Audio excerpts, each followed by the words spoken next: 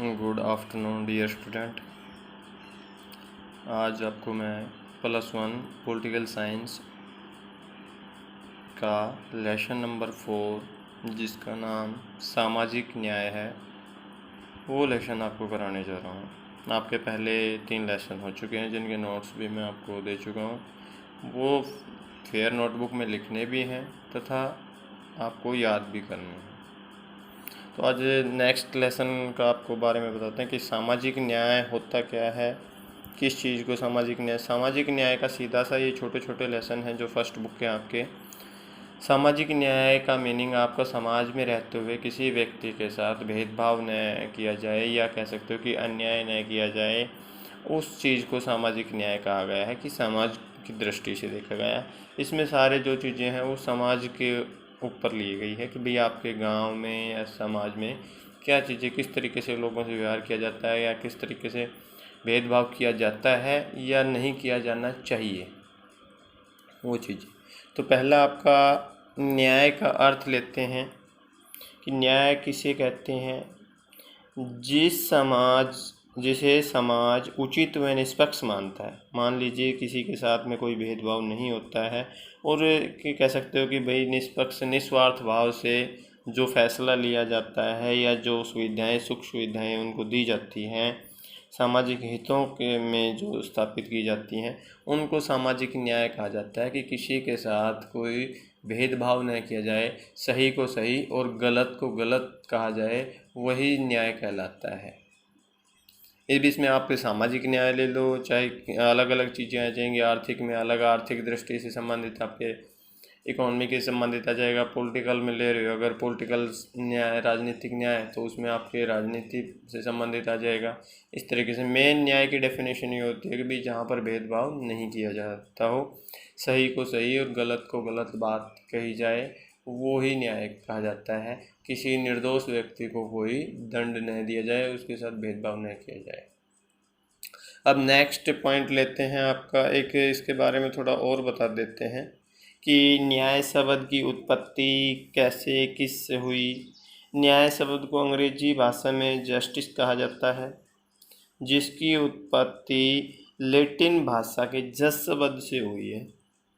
जस शब्द JUS कह सकते हो या हिंदी में जस लिख सकते हो। जस शब्द से हुई है जिसका अर्थ बंधन या कह सकते हो कि बांधना है।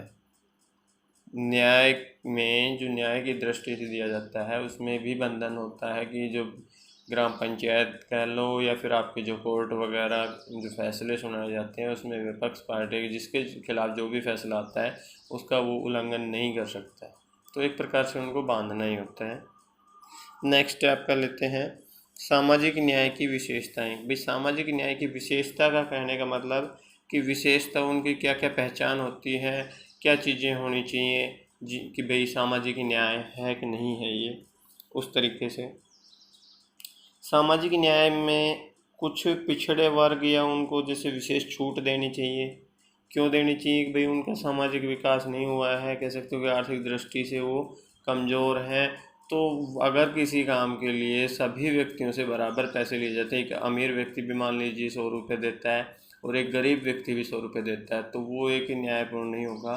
सामाजिक न्याय ये कहता है कि भाई अगर अमीर व्यक्ति है तो उसकी ठीक है, उसकी जो एक 100 रुपये की फाउंडेशन रखी गई है वो 100 रुपये ले लिए जाएँ, लेकिन गरीब व्यक्ति को उसकी आर्थिक स्थिति के आधार पर उससे कम लिए जाएँ या ना भी लिए जाएँ, वो आपका सामाजिक न्याय होगा। ये सामाजिक न्याय कह सकते हो कि विशेषता हो।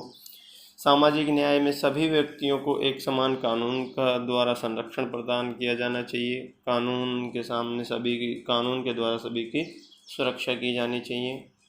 जो सामाजिक न्याय में राज्य लोगों को सुख सुविधाएं प्रदान करता है वो भी सबको समान रूप से मिलनी चाहिए, किसी के साथ भेदभाव नहीं होना चाहिए। समाज में सभी प्रकार के विशेष अधिकार को समाप्त कर देना चाहिए। मान लीजिए भाई जैसे किसी व्यक्ति अमीर या गरीब में कह सकते हो या किसी जातिवाद के आधार पर किसी को जो विशेष अधिकार दिए जाते हैं वो समाप्त कर देने चाहिए। सभी को समान अधिकार होने चाहिए। इसी में जैसे आगे और भी हो जाते हैं, एग्जाम्पल कई हैं इसके की जो कानून के समक्ष समानता हो गया आपका विरोध करना सामाजिक न्याय का प्रमुख पहलू है कि भाई किसी भी चीज़ का अगर कोई बात होती है, गलत बात कही जाती है तो उसका विरोध किया जा सकता है। ये भी सामाजिक न्याय की विशेषता है। एक जो धन वगैरह जैसे आता है कि भाई पैसों का जो वितरण वगैरह, ये सामाजिक न्याय का पहलू है, उसका विरोध किया जा सकता है। जो कह सकते हो कि भ्रष्टाचार फैलाते हैं उस चीज़ों का विरोध करना भी सामाजिक न्याय है। नेक्स्ट पॉइंट आपके दो दृष्टिकोण हैं न्याय के प्रमुख दृष्टिकोण। इसमें एक उदारवादी दृष्टिकोण है, दूसरा मार्क्सवादी दृष्टिकोण है। इसमें अंतर क्या है कि उदारवादी दृष्टिकोण और मार्क्सवादी दृष्टिकोण। उदारवादी दृष्टिकोण में कहा जाता है कि भाई समान कार्य के लिए समान वेतन मिलना चाहिए, किसी के साथ में कोई भेदभाव नहीं होना चाहिए। और सामाजिक इसमें आ जाता है आपका उदारवादी दृष्टिकोण में राजनीतिक भी ले लो, आर्थिक भी ले लो, सारे दृष्टिकोण आ जाते हैं कि भाई उसमें जो भेदभाव है या कह सकते हो कि उनमें जो ऊंच नीच की खाई बनी हुई है उसको समाप्त करना चाहिए, उनकी जो बीच का अधिक खाई बनती जा रही है उसको ख़त्म करना चाहिए। जबकि मार्क्सवादी दृष्टिकोण क्या कहता है, ये न्याय का मार्क्सवादी दृष्टिकोण कहता है कि भाई किसी भी व्यक्ति को किसी प्रकार का कोई बंधन या किसी प्रकार का नहीं होना चाहिए। सभी व्यक्तियों को उसकी योग्यता और उसकी क्षमता के अनुसार कार्य करवाना चाहिए और उनकी जितनी कह सकते हो कि ज़रूरत होती है उसके आधार पर उनको वेतन देना चाहिए। कि जहाँ तक कि इस चीज़ में ये आधुनिक समय में ये दृष्टिकोण मार्क्सवादी दृष्टिकोण लागू नहीं किया जा सकता, क्योंकि आपके टाइम में आज भी देख रहे हो आपकी बेरोजगारी काफ़ी है, क्वालिफ़िकेशन सभी की अधिक हैं, तो सभी को अच्छी क्वालिफ़िकेशन होने के कारण सभी को ये तो है नहीं कि भी अच्छे ए ग्रेड या बी ग्रेड के पद पर जॉब दे दी जाए। तो इस तरीके से है कि भाई आज जो लेटेस्ट आपके एग्जांपल देता हूँ कि जो ग्रुप डी पे के बच्चे लगे थे वो क्या केवल 10th पास के ही लगे थे, उसमें आपके MBA वगैरह के, BTech वगैरह के यहाँ तक कि PGT कह सकते हो ये लगे थे। तो इस तरीके से इस आधार पर किसी को जॉब देना या उस तरीके से कार्य करवाना संभव नहीं हो सकता। उसमें भेदभाव और बढ़ता चला जाएगा, जो गहरी खाई है वो बढ़ती चली जाएगी। जहाँ तक कि उदारवादी दृष्टिकोण है ये सही है कि सभी का कल्याण के लिए सभी को जो एक मेल फीमेल या कोई भी जो कार्य समान कार्य कर रहे हैं तो उनको समान वेतन मिलना चाहिए। और सामाजिक राजनीति में भी सभी का आर्थिक दृष्टि से भी सभी का इनका अधिकार होना चाहिए, सामाजिक उन भागों में भी और राजनीति के जो पार्टी हैं या वोट देने का अधिकार है उनमें भी सभी को अधिकार होना चाहिए। तो वो न्याय कहलाता है, उदारवादी न्याय कहलाता है। अब आर्थिक न्याय का क्या अर्थ है? आर्थिक न्याय में आप कह सकते हो कि जो आपके इनकम से है। आर्थिक न्याय में कहा जाता है कि किसी भी व्यक्ति के ऊपर कोई बंधन नहीं होना चाहिए। अपने जीवन निर्वाह के लिए व्यक्ति कहीं पर भी रहकर कुछ भी कार्य कर सकता है, इस तरीके को आर्थिक न्याय कहा जाता है। अगर किसी के ऊपर रोक लगाई जाती है तो उसको आप आर्थिक न्याय नहीं कह सकते। जीवन निर्वाह के लिए वह कार्य कर सकता है आजीविका कमाने के लिए। पहले कुछ ये था कि भाई जैसे जम्मू कश्मीर वगैरह में इस क्षेत्रों में बैन था, लेकिन अभी वो अनुच्छेद धारा 370 हटने के कारण आप वहाँ पर भी रोजगार वो कर सकते हैं, यहाँ की ज़मीन वगैरह भी खरीद सकते हैं। आर्थिक न्याय में आपका आ जाता है कि भाई सभी को स्वतंत्र हैं अपने जीवन निर्वाह के लिए, आजीविका कमाने के लिए कार्य कर सकते हैं। अब आता है कि न्याय के विभिन्न रूप, कि किन किन आधार पर न्याय के रूप में कह सकते हो कि शामिल किया गया है या न्याय के रूप माने जाते हैं। एक पहला आपका लेके चलते हैं कि भाई प्राकृतिक न्याय।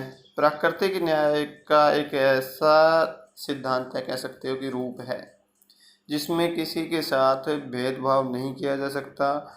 अगर कोई भेदभाव करता है तो वो प्राकृतिक न्याय के खिलाफ कहलाता है।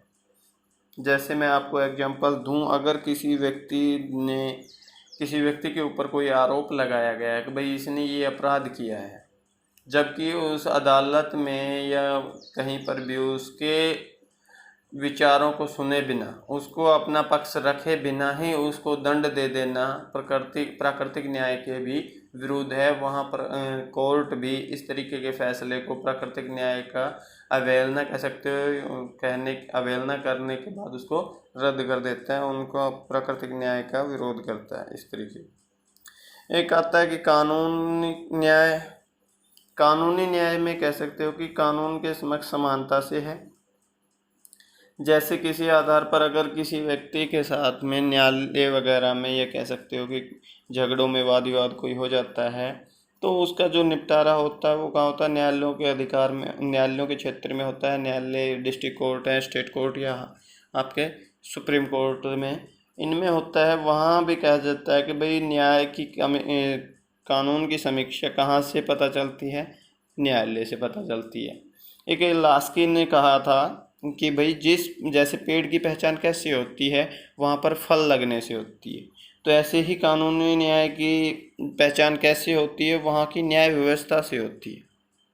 तो ये आपका कानूनी न्याय कहलाता है कि कानून की नज़र में सभी लोग समान, तथा कानून के सामने सभी किसी के साथ भेदभाव नहीं किया जाता है। वहीं राजनीतिक न्याय में आता है, तो राजनीतिक न्याय में होगा कि भाई सभी लोगों को चुनाव लड़ने का, वोट देने का, सरकार का विरोध करने का, इस तरीके के ये जो पॉइंट है कि भाई सरकार जो ऐसे व्यक्तियों को ही राजनीति में भागीदारी, या उन कह सकते हो कि शक्तियों का विकेंद्रीकरण भी होना चाहिए राजनीति में, क्योंकि जब एक जगह होती है तो वहाँ न्याय नहीं होता है। जब शक्तियों का बंटवारा सभी लोगों में होता है तो वो राजनीतिक न्याय कहलाता है। और इन शक्तियों का प्रयोग भी उन्हीं व्यक्तियों को करने देना चाहिए जो व्यक्ति निर्वाचित होते हैं, जो जनता द्वारा चुने जाते हैं। तो यहाँ ये राजनीतिक न्याय कहलाता है। नेक्स्ट आपका है सामाजिक न्याय। सामाजिक न्याय में वही आ जाएगा कि किसी के रंग, जाति या धर्म के आधार पर, या आर्थिक स्थिति के आधार पर, या कह सकते हो कि जाति के आधार पर कोई भेदभाव नहीं किया जाए, वो सामाजिक न्याय कहलाता है। आर्थिक न्याय में भी आपको बताया था कि भाई सभी को बराबर की आर्थिक स्थिति, अपने आजीविका कमाने के लिए स्वतंत्र हैं और अपने जीवन का विकास कर सकते हैं। इस तरीके को आर्थिक न्याय का। नैतिक न्याय के थोड़ा आपको लग रहा होगा कि भाई नैतिक न्याय किससे संबंधित है।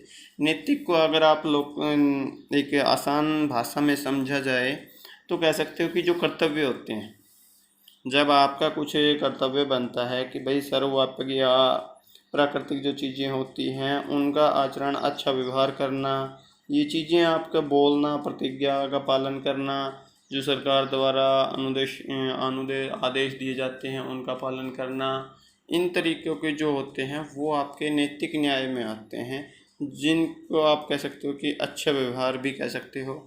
और जो आपको अधिकार मिले हैं उनके बदले में जो आप कार्य करते हैं अपने समाज के लिए, या कह सकते हो कि अपनी स्वेच्छा से एक कर्तव्य के रूप में, उनको नैतिक न्याय कहा जाता है।